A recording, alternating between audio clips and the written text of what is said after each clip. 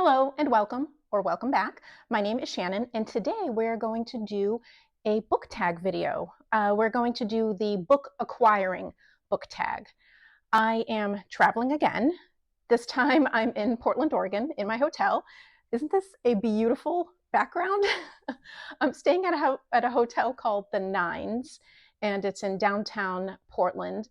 I probably should have stayed in one of the neighborhoods because it's a weekend and downtown is actually pretty dead, not a whole lot open. But luckily, Portland is very walkable, so I have been walking a lot. And one of those places that I've walked is Powell's bookstore, which is the largest independent bookstore in the world. Because I spent an absolute inordinate amount of time in Powell's, I figured the book acquiring book tag would actually be appropriate. Now, I had to be very, very selective with anything that I purchased at Powell's because I am traveling and I'm not actually going home right away. I'm out west for a conference. So I'm here in Portland and then I am flying to Vegas for a conference. So anything I buy, I have to pack in my suitcase, or I'm hoping to actually see if I can find an open FedEx or UPS, and I might actually ship my books home. We'll see how that goes. But to wrap that all up, I figured that because I am purchasing some books at a very famous bookstore, I thought the book acquiring tag would be appropriate, and I couldn't let this background go to waste. It's absolutely beautiful. And apologies for the lighting. I can't actually move any of the lamps. So this is what you got. Also, I'm doing this off the cuff again. I haven't actually prepared any answers for this. I'm just going to read the questions and, answer them for whatever comes to the top of my head. First question, do you plan your purchases ahead or do you impulse buy? Until recently, and by recently I mean about 6 months ago, I was strictly an impulse buyer. Now, recently, as I've taken stock through my books and made a list of everything I have realized that I have to be very careful when bringing new books into my collection because it is getting excessive and I just don't have the space. I still allow myself some impulse purchases, but I am trying to be more curated for the items that I'm bringing in. How do you decide what books to buy? Generally, I keep a running list of things that I want to purchase. I have wish lists in my Amazon account, and then I also have wish lists in my bookshop.org account, and then I also keep a running tally in my to be read for Storygraph. So if I'm in the store and I'm thinking, oh, what was that book that I really wanted to purchase? I can pull up one of those lists, and then I know exactly what I wanted to purchase. But generally, when I'm going into the bookstore, I haven't actually decided which books to buy. I will just bring up the list and see what's good at that moment that I'm feeling I want to purchase, and that's how I purchase. Now, if there is something specific that I do actually need a book for, like say the Jane Austen course that I'm currently taking, I actually did plan those purchases and I purchased the Oxford World Classics editions of all the Jane Austen novels so I could use those to scribble in, annotate, and write in. So that was an actual planned purchase. What is your philosophy on where you shop? Online versus in person, large versus small, physical, digital, audio, new versus used. All right, there's a lot of questions in there. As to where I purchase the books, it's not that important to me. I purchase from Amazon, I purchase from Pango Books, I go to thrift stores, I go to Barnes and Noble. I'm an equal opportunity book purchaser. Obviously, I would love for independent bookstores to be more plentiful. And when I can, I do support independent bookstores. But sometimes there are just titles that I may want that only Amazon has, or sometimes I find things in the thrift stores. And I also continue to shop at Barnes and Noble. I don't want these bookstores to go out of business. So even though I would like more independent bookshops to be in existence, Barnes and Noble could also go out of business. So if Barnes and Noble goes out of business, I don't know what would happen to those independent bookstores. Would they flourish more? I don't know. Amazon is probably more dangerous than Barnes and Noble. As to physical versus digital versus audio, it's physical, hands down. That is my preference. I prefer having a book in my hands. I do, however, have a pretty decent collection of digital books that I have on my iPad for traveling. And generally, those are books that I choose not to purchase physical copies because I'm unsure if I'm going to like them. And if I don't like them, I don't want to have to then get rid of a physical copy. It's just there on the iPad and taking up absolutely no space. For audio, I've listened to my first audiobook earlier this year, so I'm generally not a fan of audio. However, I did actually enjoy my experience with the audiobook that I read earlier this year, which was the biography on Ruth Bader Ginsburg. I probably will do some audiobooks in the future, probably nonfiction. I don't like the idea of listening to fiction because the audiobook, you can multitask and then you can miss things. When I read, I sit and I actually pay attention. And so that the physical book makes you pay attention to the book. However, I know that there are some people where they can only listen to audiobooks because their mind wanders when they have the physical book. So everybody is different. My preference for actually taking in the story is to physically read it. And as to new versus used, I'm fine either way. If it's a book that I really, really know that I want to keep in my collection, I will purchase new, but as for used, I love used books. And in fact, if you go to the thrift stores, sometimes you will find hardcovers of recent releases. People will read them and then immediately donate them. They either don't want to take up space or they didn't like it. I was at a thrift store a couple of months ago and I found brand new hardcover editions of Yellowface and Tom Lake. So I snapped those up and it was like $2 a piece. So do not knock the thrift stores when looking for new releases because sometimes you can find some really good ones. What about free little libraries? What do you think about them? Have you used one? Why or why not? I love the idea of free little libraries. I think that is absolutely ingenious. I have used one once.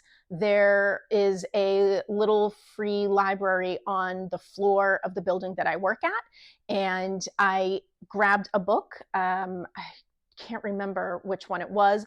I read it and then I returned it. I knew that I didn't want to keep the book, and it was just great. It literally was like a little library. I grabbed a book, I read it, I returned it. How do you feel after acquiring a book? Do you share it in a book haul or diary? I feel very good after purchasing books. It's probably a little bit of a problem, and anyone who loves books knows that dopamine hit that you get when you purchase books, and that's why the book hauls on YouTube are so popular. I do like to use them for tools of discovery, books that I didn't know existed or seem very, very interesting, but it also can contribute to consumerism and people are shopping problems. But I get that dopamine hit like I just got today when I went to Powell's and I purchased a whole bunch of books. I feel very good. And I will share the books with you in a little book haul. But generally, I'm planning on keeping my book hauls to a minimum on this channel just because I want to be careful with contributing to the consumerism that is prevalent on YouTube. But when I purchase the books, I enter them into my library list. I have a list that I keep in Notion that I have all of my books, whether I've read it, and the edition, if it's a specific type of edition, like for classics. Is it an Oxford World Classics or is it a Penguin Black Spine? Whatnot. How do you feel looking at books you haven't read? Does it matter if it's currently a lot or a little? I'm actually feeling very stressed about the amount of unread books that I have in my collection. And I think I have to curate my book buying even more than I was already planning on doing this year. How do you decide what number of unread books is acceptable? Well, I've currently decided that the amount of unread books that I have in my collection is unacceptable, and it is actually causing me a little bit of stress. And my reading is supposed to make me happy, and it's supposed to be fun, and being stressed out about the number of books that I have shouldn't, I just shouldn't have to do that. So I do have to sit down, really count how many unread books that I have, and come up with a plan. Should I get rid of some if I know that I'm never going to read them? Or should I actually just really start reading them, read what I own? I really need to read what I own instead of just buying books for the sake of buying books. It's almost as if I'm buying books to be the reader that I want to be instead of the reader that I am. So I have to really sit down and think, what kind of reader am I? Why am I buying these books saying that I'll read you someday, I'll read you in the future, I'll read you because society says that I have to be well read to read this book? I have to sit down and think about that. What kind of reader am I? And let me really tailor my collection to the reader that I am, not the reader that I want to be. Do you have a TBR game or process for reading the unread books? I don't at the moment. As I just mentioned, I need to sit down and decide how I'm going to get through these unread books. But one of the things that I did do was join that reading challenge with the Massachusetts Center of the Book, which has helped me choose books that I necessarily wouldn't choose because I'm very much a mood reader. And that has helped give me a little bit of structure and try to get through some of my unread books. So maybe I just need to do more reading prompts or reading challenges, or maybe I just need to put the names of all my unread books on little pieces of paper and then just pull them from a jar. I don't know. That's something I need to sit down and think about. How am I going to get through all of these unread books? Do you have a book buying problem? If so, what is the nature and can it be adjusted? I think I do have a book buying problem. And as I just mentioned a few minutes ago, I think the nature of that problem is I'm buying books to be the reader that I want to be, not the reader that I am. So that's something I need to sit down, I need to think about, and I'll let you know how that goes. And on that note, I'm actually going to show you the books that I did purchase at Powell's. I did actually go into Powell's with a curated list of items that I did want to purchase. These were items that have been on my list to purchase for a really long time, and I figured I might as well do it now. And I walked out with only 2 impulse purchases, which I think is really great for me. The list that I went in was mostly classics because I knew that I wanted these classics in my collection, and I knew that spending money on classics will be useful because even if I don't like the book, they're useful for references. And if I plan on taking any more literature courses in the future, having these in my collection will be helpful. First up is The House of Seven Gables by Nathaniel Hawthorne. Nathaniel Hawthorne wrote The Scarlet Letter, which I have read, but I have not read The House of Seven Gables. Dubliners by James Joyce. I want to be exposed to James Joyce's writing, but I have absolutely no desire to read Ulysses. I just know it'll frustrate the hell out of me. So I figured a little short story collection, which this is what the Dubliners is. It's a bunch of short stories. I think that will be something I can get through. And if, someday in the future I decide to read Ulysses, I can do that. But I'll start with Dubliners. Vera Brittain's The Testament of Youth. This is actually a non-fiction account of Vera Brittain's life during World War I. I think it was made into a series with one of the people from the Game of Thrones. I can't remember his name, Kit something or the other. As you can tell, I never watched Game of Thrones, so I don't exactly know any of the actors. Anyway, I am looking forward to reading this. It's been on my list for a while. Next, I have 3 books by classic women authors, all sort of referenced in Northanger Abbey, which is by Jane Austen. First one is Belinda by Maria Edgeworth. Jane Austen actually references this heroine's name in the first couple of chapters of Northanger Abbey. I've actually never read it, and I do know that Jane Austen was a Maria Edgeworth fan, so I am looking forward to checking that out.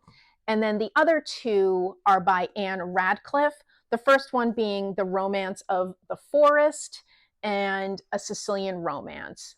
I don't think Romance of the Forest is explicitly referenced in Northanger Abbey, but The Mysteries of Udolpho is, which is by Anne Radcliffe. And Anne Radcliffe, although she didn't create the Gothic novel, she pretty much perfected it.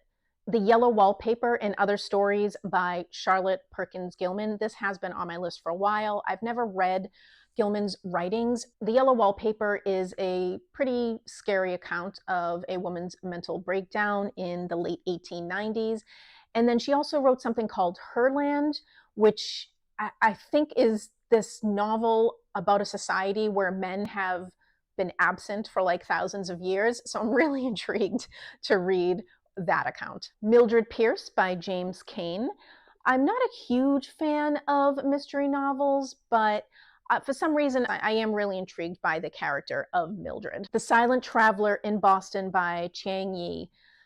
I actually have another book by Chiang, The Silent Traveler in Edinburgh. Yi was a Chinese expat living in Britain, and he wrote a lot of travel logs. He visited different places, and he wrote these, from what I understand, pretty lovely stories about visiting these Western places through the eyes of a person from China.